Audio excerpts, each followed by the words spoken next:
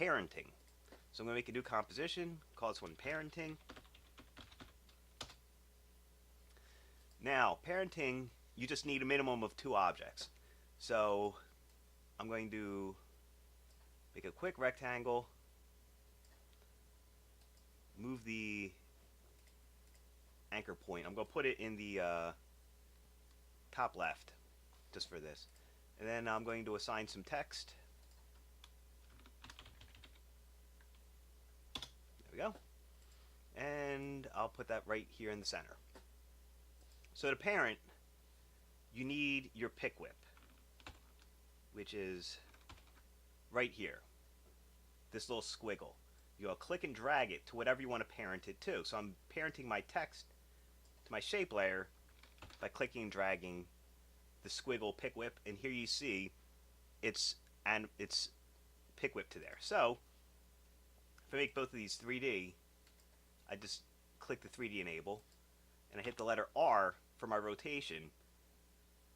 As we went over with parallax, X rotation, it rotates along that edge that I assigned the anchor point.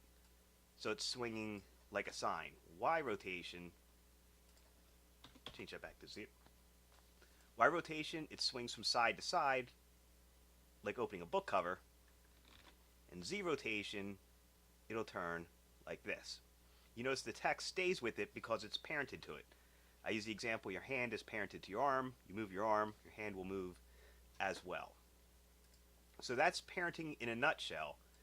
So now what I'm going to do is I'm going to hide these layers. I'm going to do more than one shape to show you, like we did in class with the swinging sign. So I'm going to deselect there, use my pan behind to move my anchor point to the top, center, and I'm going to call this text 1. Sorry, I just hit the microphone.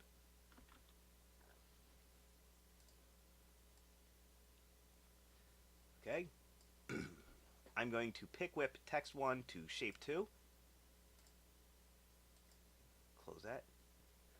I'm going to shy these. Click the shy, enable shy up here. Now you don't see those layers. Alright, I'm going to select both of these, Command D to duplicate, move them up in my stack, and I'm going to move them down to about here.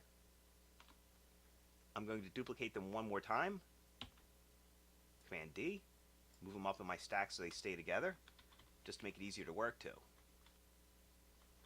Now, I use the example of a swinging metal ladder.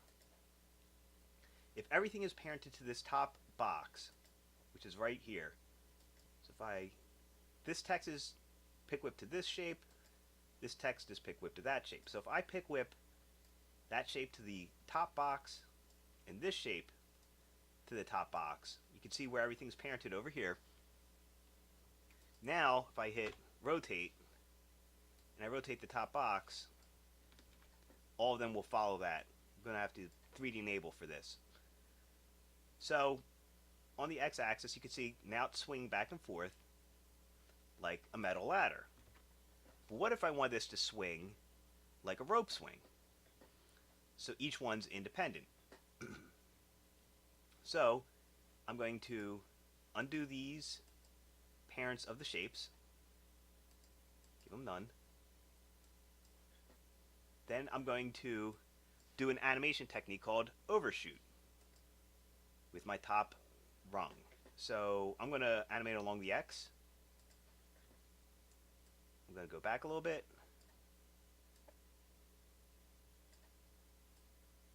I'm going to have it go forward a little bit. It's overshooting where I want it.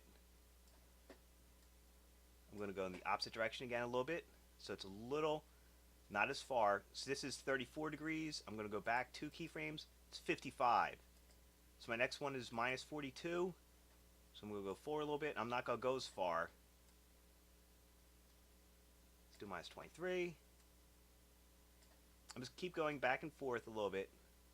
Make it smaller and smaller till it gradually comes to a stop. Just go in the opposite direction, back and forth.